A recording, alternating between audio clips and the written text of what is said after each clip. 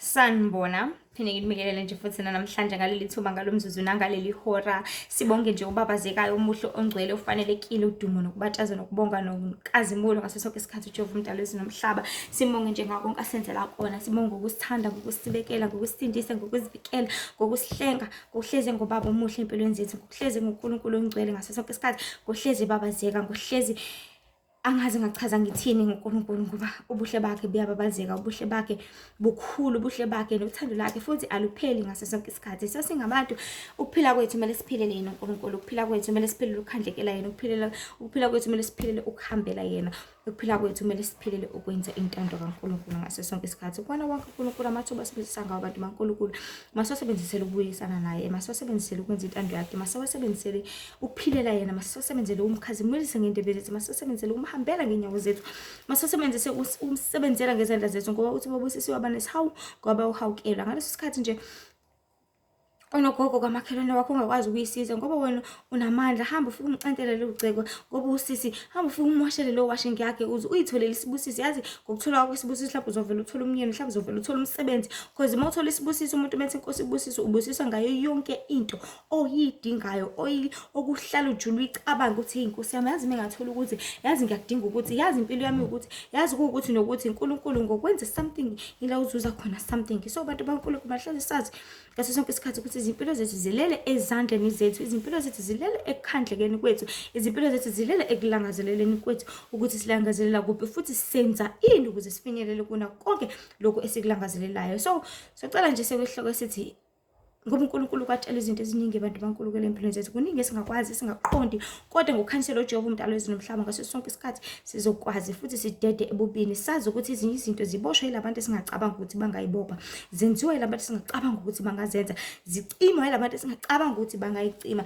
Ngoba lapha emhlabeni umaziphilele, umazifundele, umazidlele, umazisebenzele, umazihambele, umazikholwele, umazifele, lapha emhlabeni ungasho ukuthi inkosi yami nomndeni wami, inkosi yami uyangithanda abangani bami nani nani, kodwa ekugcineni kosuku uma sekuthiwa bye-bye bonke bathi bye-bye, akekho noyedwa othi hayi mina inkosi yami umntanami ngizohamba naye, awu inkosi yami umyeni wami ngihamba naye, awu inkosi yami ubaba ngihamba naye, awu inkosi yami umngane wami uqotho, awu inkosi yami seloko sami abangani kusukela nje inkosi yami ka-grade 1, awu inkosi yami ukuthi ngihamba naye, awu inkosi yami ingane yami. Bonke bathi bye-bye, bonke bathi uhambe kahle. Ngisho bengakhala bayibhuquze phansi afuna ukungena kanye nawe egodini, kodwa masebuyile ingqondo uyabuyelela phezulu ahamba yodla. So ngaso sonke isikhathi into kumele ihlezi uyikhumbule, uyazi ukuthi impilo yakho ingawe. Ungahlohlana nabangani, ungahlohlana nomndeni, ungahlohlana nezihlobo, ungahlohlana nabo bonke abantu ongahlohlana nabo, but konke ukwenza uzenzela wena. Ungathi ubreak ifasting yakho kade uvumelene noNkulunkulu ngenxa ukuthi inkosi yami sekuvele kwafika umngane wami wathi uyangikhipha nana hawu kade agcina ungikhipha, ubehlala kude, ubehlala eGoli, inkosi yami efikile, hawu inkosi yami ngeke phela kumele ngimcabangele. Uzenzela wena, awuyidli inyama yenkomo uzothi uyafika leyo yamuzi bathi hawu inkosi yami awuve ungadli wena, inkosi yami njalo sithi akuphakela awudli, uthi hayi kulungile-ke ngizoyidla. Uzenzela wena ngoba wena uzoba ne-allergy ebusuku, wena uzobe usuyinwaya wedwa, bazobe sebengasekho sebekufidile senijabule nahlekelana kwagcina kuthiwa bye-bye. So yonke into esiyenzayo lapha emhlabeni sizenzela thina abantu baNkulunkulu, masikwazi lokho siqonde, kungene la kujule kuzinze kithi ukuthi uziphilela wena, uzikhulumela wena, uzihambela wena futhi uzozuza wena kusasa, whether wenza kahle noma wenza kabi. So masazi-ke ezintweni eziningi uNkulunkulu aziveze ezimpilweni zethu ukuthi uzivezele ukuthi asinikeze ukuqonda thizeni, ngoba sibhekene nento eningi bantu, sibhekene nobuthakathi, sibhekene nezangoma, sibhekene nabantu abadala, sibhekene nabantu abadlula, sibhekene namademoni, sibhekene nakho konke, but uNkulunkulu uyakwazi ukuthi akuvezele engakafiki khona uzoqaphela, khona uzobaleka, khona uzosizakala. Isikhathi esiningi uNkulunkulu akuveze kwisibonakaliso, akuvezele umuntu ekunikeza ukudla thizeni, uthi akubuka lo kudla akukho right.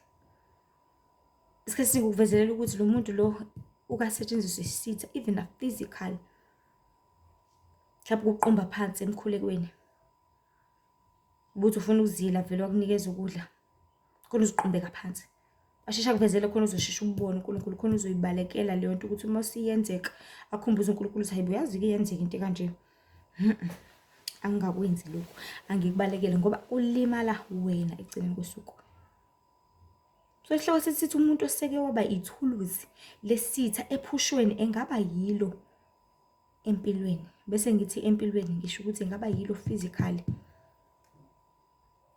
Sengibone kaningi ngakuqinisekisa okuhlezi kushiwo uJehova Baba wethu ngumdali wezulu nomhlaba ukuthi zonke izinto ezenzeka kamoya mhlasimbe emaphushweni kwizibonakaliso noma ezwini likaNkulunkulu, ngoba uma sifunda izwi siliqonda ngokuphelele kumele sitholwe ngomoya, ngoba nabo bonke ababhali balo, abaprofethi, abapostoli, abashumayeli babengayibhaleli ngokwabo, kodwa babebhalelwa bebhala beqhutshwa ngomoya kaNkulunkulu, bekhuluma okukaNkulunkulu. So izinto esizibonayo zenzeka eBhayibhelini ziyenzeka na physical. Izinto into abhekana nayo Moses ngenzeka physical. Abhekana nakho uJesu ngangiphathi inkosi yami uhlezi kwenzeka. Ababhekana nakho Petru kuyenzeka. Afundisa ngakho uJesu ukuthi nqoba konke ngoyebo yebo nangoqhabo okudlula lokho kuvela kokubi kuyenzeka impela. Athi indlu mayahlanjulula kwaphuma elodi demoni, kodwa futhi idemoni lizulazula liphinde futhi libuyele kulo mzimba, libuye sena 7 amanye amademoni agcwala. Kuyenzeka impela ubone umuntu ebuswe imoya eminingi emzimbeni owodwa because uyidokodo lema igumbi lemimoya eminingi. Kuya ngokuya ngawo ukuthi nguphi ovumelayo nofida ngaleso sikhathi.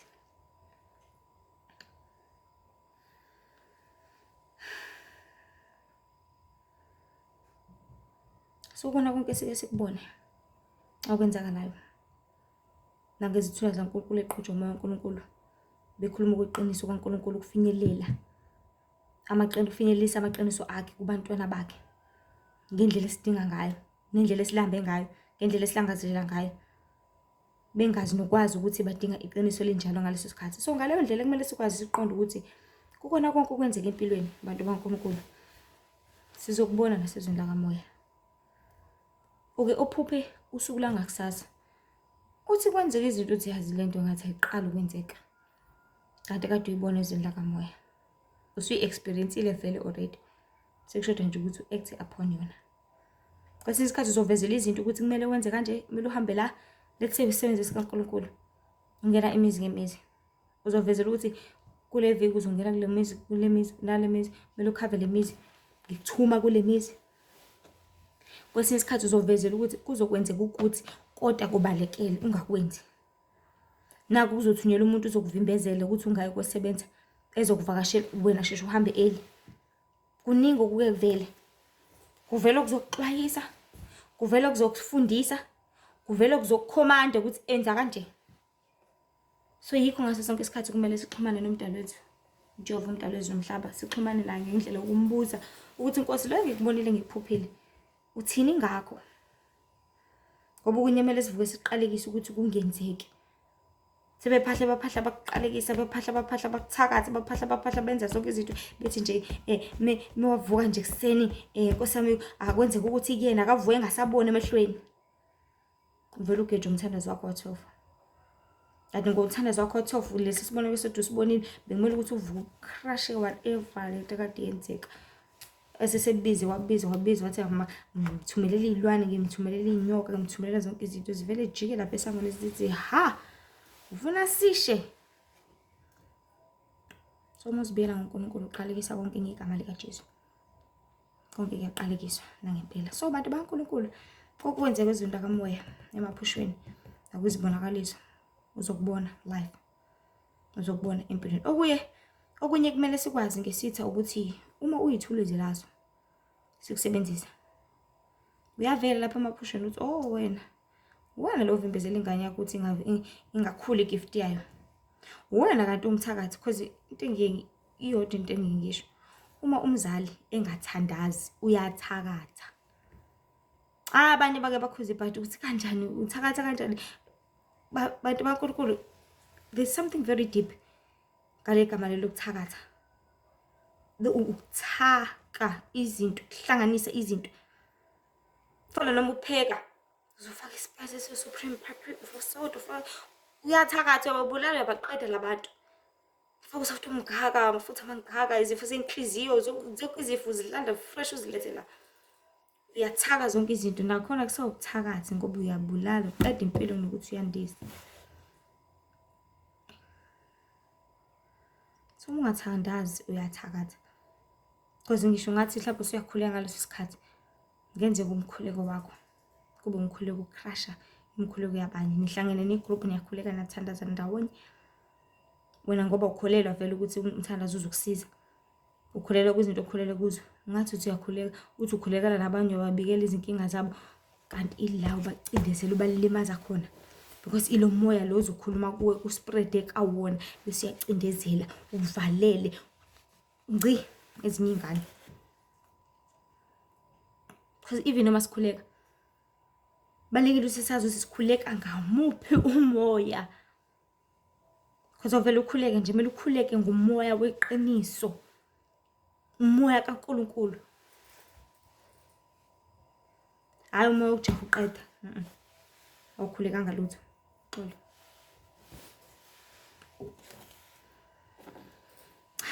Futhi ke okumele sikwazi ngesithi ukuthi uma uyithuluzi laso sihlalela ukusebenzisa njalo noma kunini masithanda ukusebenzisa. Fana namathuluzi endlini nanefosholo negejo nepiki. Mawuza nje ukuthi ucente igceke uyathatha ifosholo usebenzisa ngithi awulibele ubuze nanazi because elakho lihlala la lizwa ngawe. Nomuntu kuyaba ithuluzi lesitha kanjalo. Misizwe nje sithi ukuthi yazi ngifuna sikwenze impela lokho. Besiza nje sithi ukuthi ngifuna ukuthi sikwenze impela lokho to crush uNkulunkulu ukuze ngakhuli.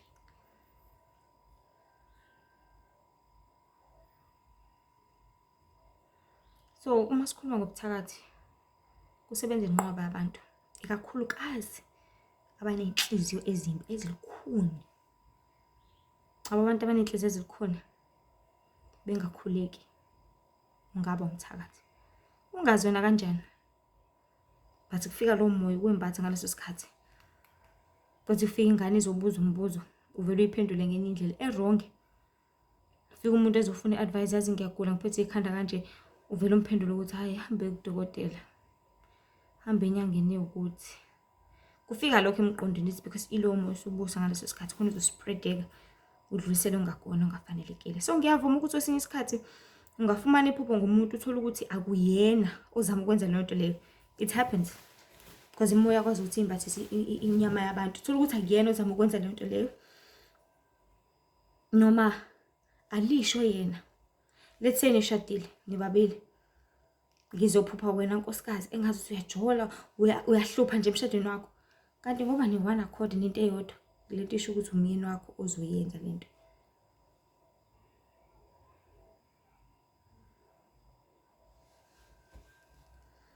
Futhi mhlasimpe mawubona wesilisa thizeni ongumdlwenguli uthola ukuthi umdlwenguli endaweni umphuphe ekubamba kanti lokho uthola ukuthi kusho ukuthi uzoba sengcupheni yokudlwengulwa hayi uyena but kuvele yena ukuthi kune rape engasithatha indawo yenzeke qaphela ungahambe ebusuku. Kodwa kuyenzeka futhi abantu baNkulunkulu kakhulukazi kulabo abanezipho ezinkulu uthola ukuthi uNkulunkulu uzokuvelela ngqo izipho zakwamoya. Kuze wonke umuntu wazalwa efumbethe. So uthola ukuthi wazalwa ufumbethe uzofeza injongo kaNkulunkulu. Number 1 uzofeza injongo kaNkulunkulu kuba umfundisi. Ukuthi zonke izinto ozaziyo usifundisa abanye abantu nabo bakwazi ukuthi babe nokuhlakanipha nokuqonda njengawe. Number 2 ube umprofeti. Umprofeti umuntu okhuluma noNkulunkulu abese edlulisela izwi ukuthi uNkulunkulu uthi uJehova uthi.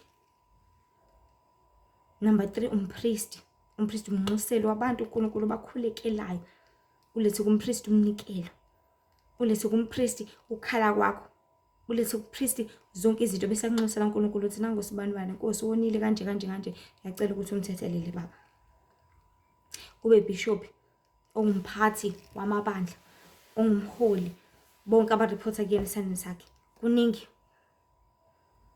So isitha ngokwazi into enkulu ozoba yiyo lapha emhlabeni. Because isitha siyazi mawuza uzele umncane ungako siyazi ukuthi lo uzoba umprofetikazi uzoba umprofeti. Singasebenzisa ngisho umzali wakho. It's true. Ukuvimbezela icebo laNkulunkulu. ngalokho uphuphuma wakhe kunikeza ukudla, and ukudla ubuthakathi emaphushweni obukhulu kakhulu, highest ranking ubuthakathi ukudla. Because angekathi mnikeza umuntu ukudla igunya lelo elikhulu, ukuze abantu bethi uzongitshela ukuthi angenzeni, uyangiphakela yini. Because ngale nkathi umuntu omphakela automatically authority ukuthi hawu ngoba ngikunikezile ukuthi nawe ungangenzela ukuthi, ngiyakondla, ngiyakunakekela, uye etoilet ngami. That is why abazali babe ne-authority phezu kwey'ngane, because athi ngiyakondla, uphakelwa yimina, awulutho ngaphandle kwami. So highest form yobuthakathi ukudla. Thola ukuthi uzophupha umzali enikeza ukudla uyathanda, how it's just something normal, how umzali uma uyangiphakela ukudla, kanti uyena okuthakathayo yenzela ukuthi le gift yakhe ingakhuli. Siqaphele ukwamukela ngisho izipho emaphushweni, uzothi ha imali, kanti indlela abakuzuza ngayo obumnyameni uthi uthanda imali simzuza ngayo ke. Done, sebeqedile ngawo. Ngokuba kusho ubuthakathi obenza ukuthi wonke umuntu ahleze kulawula, phecelezi controller, kanti ukulawulela ebubini nje kuphela, okuvimbezela isipho sakho ukuthi sikhule bese uyasisebenzisa. Okunye uNkulunkulu akwenzele umusa, akubonise qho into eziwa ubumnyama, ubone okuthakathayo engathi uyakujaha ngenkemba, mhlawumbe ufuna ukugwaza, mhlawumbe ufuna ukudubula, mhlawumbe ufuna inje, ufuna ukuluma, uhamba nomnikazi wayo, uyibone ngqo izinto. Noma ufuna ukukuluma emqaleni phecelezi vampire lumana la. Kanti nangempela uyakuthakatha lo muntu obhizi ebusuku, ubiza igama lakho, mhlawumbe uyisangoma, mhlawumbe uyinyanga, ubhizi ubiza igama lakho ukuthi ngifuna ukuthwala ngosibanibani, ngifuna ukuthwala ngosibanibani. Mhlawumbe futhi umile esangweni unqunu, wazi bani, uvukile ngo-12 wenza lento ayenzayo, ubhizi ukhwaza igama lakho ngo-2 ekuseni. Ngakho abantu baNkulunkulu masazi ukuthi abantu bangamathuluzi anoma yini noma engasiphi isikhathi. Inkinga abantu abake bakubuka ezindaweni okungezona, etshela ukuthi mhlasimbe uthakathi umakhelwane. Bona impilo yakhe ingekho right, usho ukuthi umakhelwane, hawu vele ave engangikhulumisi, kanti cha uyinakela iy'ndaba zakhe shem. Hawu usho ukuthi ilunga lami lomndeni, hawu vele, and bahlezi baxabanisa kanjalo abantu izinyanga, bethi wena uthakathi u-anti wakho, wena uthakathi umalume wakho, uthola ukuthi akunjalo. Ngafuna nje unixabanisa nje nihlale ningazwani, ngoba imindeni ebumbene bantu baNkulunkulu inamandla. Uthakathi umakhelwane wakho, kanti uthakathi uma wakho. Uthi sorry, ngokuthi uma bexoxa naye amtshele ukuthi akaye emcimbini, noma umyalo ukuthi kumele athobele umndeni ngokuya emcimbini kunokuya enkonzweni. Ubhizi uthakathi uma wakho, athi ayibona uyilapho enkonzweni, awubuyi lapho siye emcimbini, siye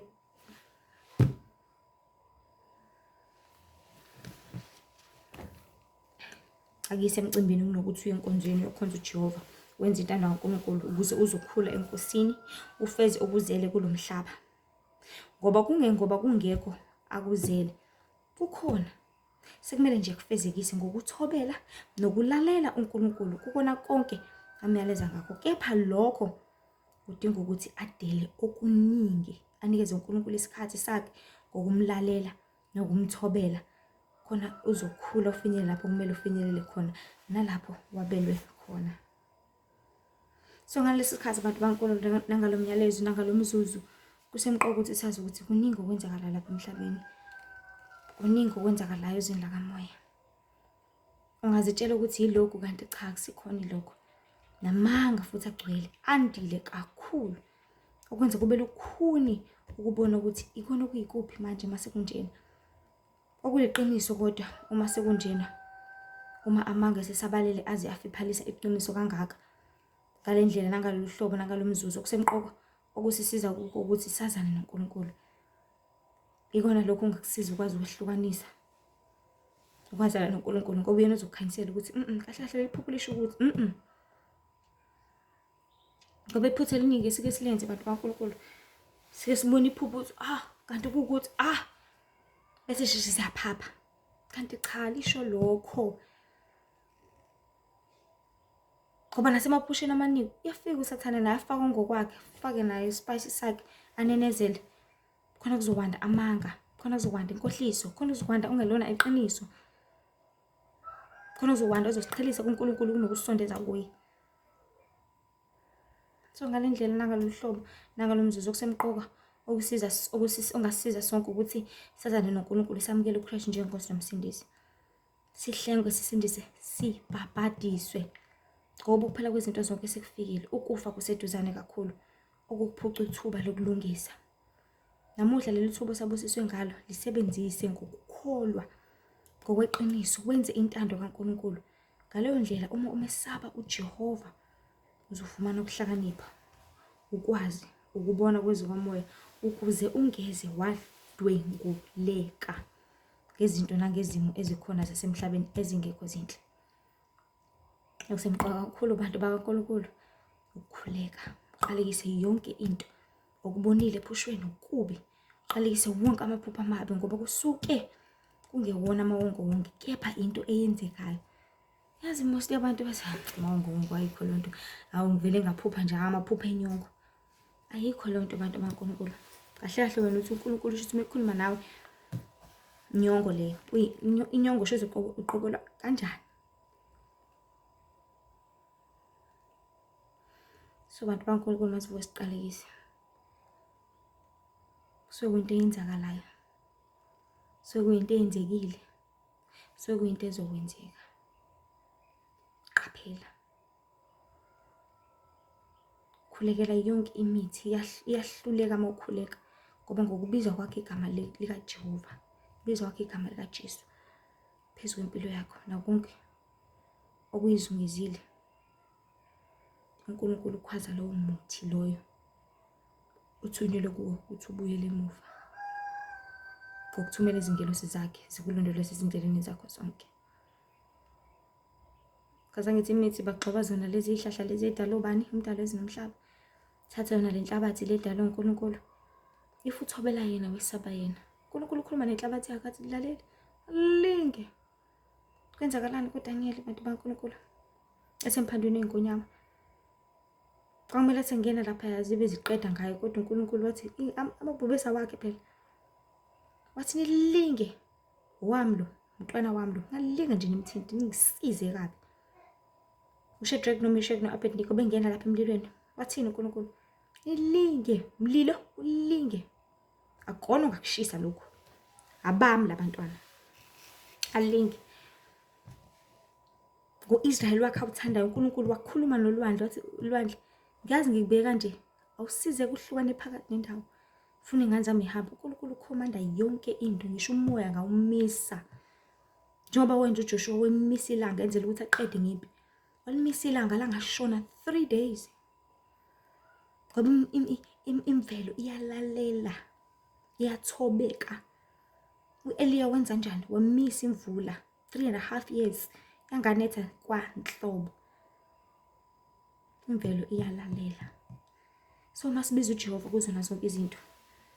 Ngisho bengakuthumelela ini yonke into edalwe uNkulunkulu, ngawumlilo, ngamanzi, ngayimpepho, ngayini, whatever. Konke kuyashabalala ngoba uNkulunkulu vele athi lalela. Wetshani bakugxobe bakuhlanganisa neboza, bakuhlanganisa neshalati, base bakhuluma nawe. Bathambe kumntwana wami. Ulinge. Ziyazisho ngisho ithunya zesitha isebenzela noma babesebenzela isitha bethi kwesisikhathi uthola ukuthi bazosithumela kumuntu ovutha umlilo. Kuze kusho nomphathi wabathi hayi ningalenge niye lapha noma bakhwaze ngenkani asishonani khona athi ha ufuna sife. Uyambona lo muntu ukuthi uvutha umlilo, uyabona ukuthi lo muntu singafa mase kuthiwa siyazama ukumchuba, siyazama ukumbulala. Kuthiwa hayi mlingeni kuphela ningambulali, ningamenzi lutho. Ngoba uNkulunkulu vele athi linge ubani? Ingane kabani? Owenza intando kabani? Linge. Ngizomthola kahle. So abantu bakaNkulunkulu ezintweni zonke. Umuntu sekwaba ithuluzi esithi ephushweni. Ngaba ithuluzi lazo live. Wena nje qaphela ukuthi ugcine iqiniso kaNkulunkulu akulale ngakho ugcine ukwenza. ukuze ungabe lula ekuthakathekeni nabantu, ungabe lula ukuthi izinto zenzeke isinomkandane empilweni yakho.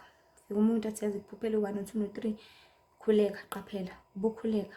Awazi lutho, awuqondi, awunendaba namaphupho, awuphuphi kwanhlobo. Ngoba wena ukhuluma noNkulunkulu, kulungile. Lo khuluma naye ke uNkulunkulu sekubonile. uNkulunkulu yazi uzokwenzakalana empilweni yakho. Yena uzosiza ukuxwayisa. Xwayiseka, sizeka, lalela, thobeka. Yenze uzosiza empilweni yakho. Nkosi nje minani. Ngibusise kakhulu inhlezi nazi ukuthi uNkulunkulu yasizonda isono. uNkulunkulu uyabuthanda ubungcwele. Ngihlale nazi nje futhi ukuze izinkundla zokuxhumana zikhona uTikTok uLihle Ithemba, kuFacebook uLihle Ithemba Mzobe, Instagram uLihle Ithemba, Wendy with IE Mzobe. Hliselana ngabanye bakwazi sibathola ukuphulukisa nokuphilisa. Ngelihle igama kuJesu manje kwaze phakade. Amen.